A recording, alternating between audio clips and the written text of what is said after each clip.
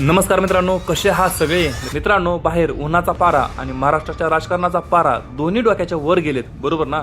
तर आज दिवसभरात अशा काही बातम्या आल्या ज्या ऐकून तुम्ही म्हणाल हे चाललंय तरी काय. एकीकडे लोक न्यायासाठी रस्त्यावरती मार खात आहेत आणि दुसरीकडे राजकारणी स्वतःची पोळी भाजतायत. तर चला मग वेळ न घालवता सुरू करूया आपला आजचा टॉप 10 राडा. आजची पहिली बातमी अशी आहे मित्रांनो, बाहेरचं तापमान 40च्या वर गेलंय आणि आपल्या महाराष्ट्राच्या राजकारणाचं तापमान 100च्या पार गेले. तर आजची पहिली बातमी राजकारणातून. सध्या नेते मंडळी एका पक्षातून दुसऱ्या पक्षामध्ये अशा उड्या मारतायत जसं काय उन्हाळ्याच्या सुट्टीमध्ये पोरं एका विहिरीतून दुसऱ्या विहिरीमध्ये उड्या मारतात. सकाळी एका झेंड्याखाली आणि संध्याकाळी दुसऱ्या झेंड्याखाली. अरे साहेब, एवढ्या वेगाने तर आम्ही उन्हाळ्यात कपडे देखील बदलत नाही जेवढ्या वेगाने तुम्ही पक्ष बदलताय. निष्ठा नावाचा प्रकार फक्त कुत्र्यांमध्ये उरलाय की काय असं वाटतंय. जनता उन्हामध्ये रांगेत उभे राहून मतदान करते आणि हे एसी मध्ये बसून आपला रेट ठरवतात. म्हणजे नेमकं चाललंय तरी काय. तर आता वेळ आली आहे, मतदार राजा जागा हो, नाहीतर हे नेते तुला उन्हातच वाळत घालतील आणि अंगावर कपडे देखील ठेवणार नाहीत. तर वळूया दुसऱ्या बातमीकडे. दुसरी बातमी आहे सरकारी योजना आणि सर्व्हरचा डाऊन. म्हणजे पैसा घ्यायचा असला की सरकारचा स्पीड 5Gच्या रेंजमध्ये असतो आणि पैसा द्यायचा असला की 2Gची स्पीड दाखवतो. शेतकरी सन्मान योजना असो नाहीतर लाडकी बहीण योजना, फॉर्म भरायची वेळ आली की वेबसाईट क्रॅश होती. आणि आजची ताजी परिस्थिती हीच आहे. लोक सायबर कॅफे बाहेर तासन तास उभे आहेत पण सर्व्हर भाव काय हलेना.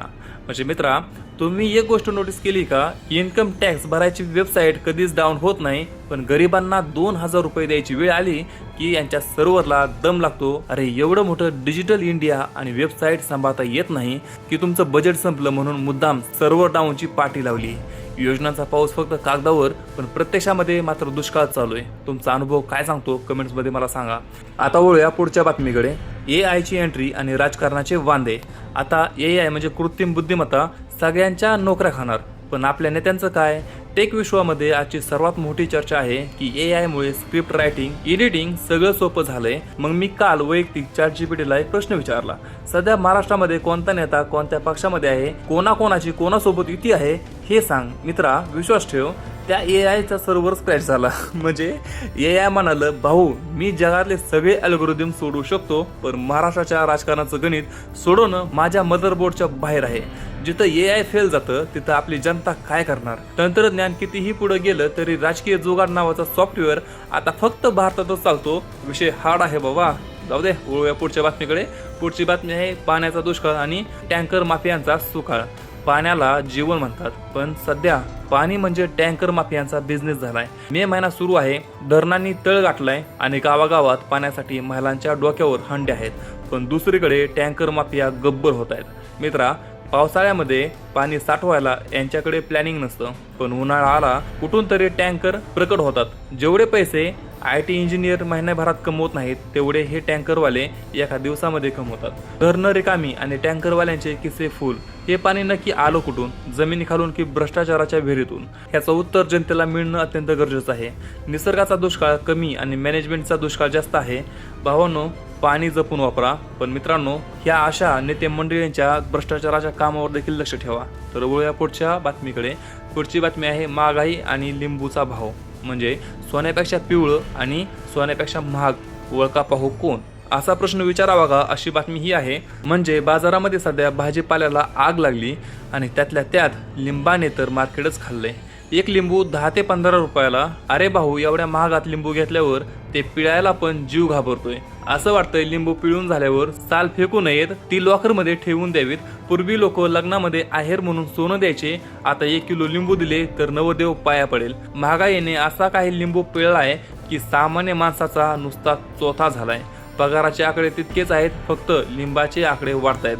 पण मित्रांनो, मी तर म्हणतो लिंबाचा भाव वाढला म्हणजे आपल्या शेतकरी बांधवांच्या खिशामध्ये 4 पैसे जास्त आले.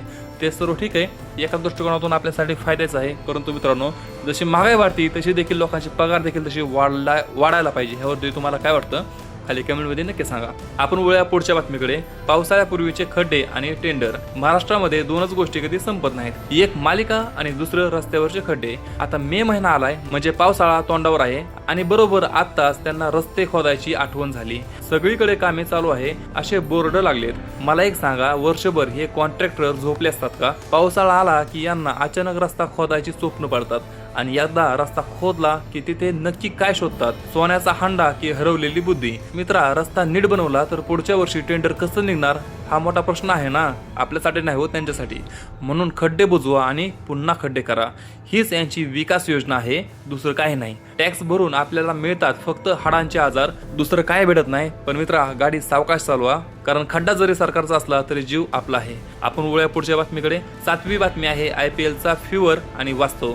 इकडे स्वतःच्या आयुष्याची मॅच हातातून चालली, पण भावाला टेन्शन धोनीच्या रिटायरमेंटचं आहे. सध्या संध्याकाळ झाली की अख्खा देश टीव्ही समोर बसतो. कुणाची टीम जिंकली, कुणाची हारली, यावर गल्लीत हाणामारी सुरू आहे.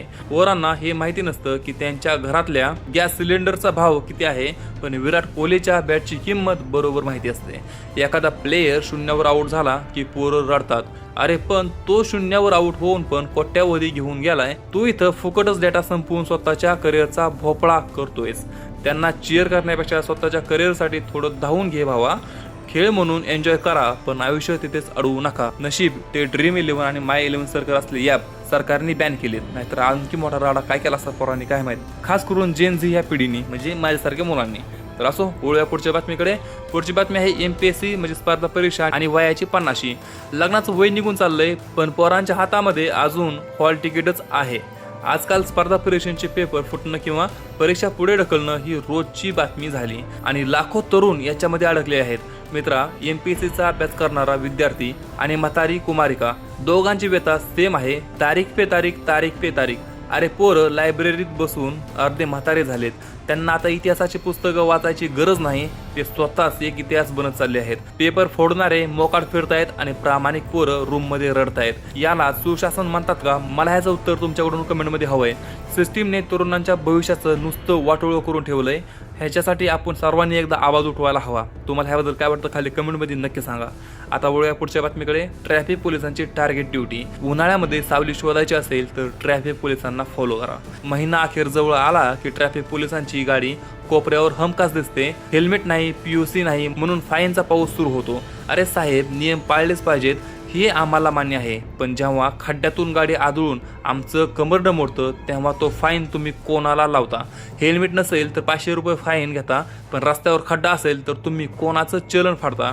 कायदा फक्त सामान्य माणसालाच का आहे? मोठ्या नेत्यांच्या गाड्यांना कधीच काच काळी असल्याचा फाईन का लागत नाही? ह्याचं कारण आहे, कारण इथे सिस्टीम आंधळी होते. नियम सर्वांसाठी समान पाहिजेत. स्वतःला जपा आणि हेल्मेट नक्की वापरा मित्रा. आणि तुला ह्याबद्दल काय वाटतं मला खाली कमेंटमध्ये नक्की सांग. आपण वळूया सगळ्या शेवटच्या बातमीकडे, म्हणजे 10व्या बातमीकडे. तर बातमी आहे निकाल, नातेवाईक आणि खोटे गुण. निकाल लागला की अचानक गायब झालेले नातेवाईक जिवंत होतात. आता 10वी 12वी आणि कॉलेजच्या निकालांचा सीझन सुरू झालाय. पोरांच्या मनाची धडधड वाढली. रिझल्टच्या दिवशी जे नातेवाईक फोन करून विचारतात ना, काय मग किती टक्के पडले, मला त्यांना विचारायचंय, काका तुम्ही माझ्या शाळेची फी भरली होती का? मग तुम्हाला काय करायचंय? तुम्हाला काय घेणं देणं की मला मार्क कितीही पडू ना तर मी नापास होतो? तुमचं ह्यामध्ये काय जातंय? आणि गंमत म्हणजे ज्या नेत्यांवर आपला देश चालतो त्यांचे डिग्री सर्टिफिकेट कधीच कोणी विचारत नाही. आता विचारून बघा, एकदा चेक करून बघा त्यांना मार्क किती होते. पण एका सामान्य पोराला नोकरी मिळण्यासाठी 10 इंटरव्ह्यू आणि 100 सर्टिफिकेट द्यावे लागतात. नेते 4थी पास आणि इंजिनियर पोरगा त्यांचा PA. वा रे वा दुनिया. मार्कशीट हा कागदाचा तुकडा आहे.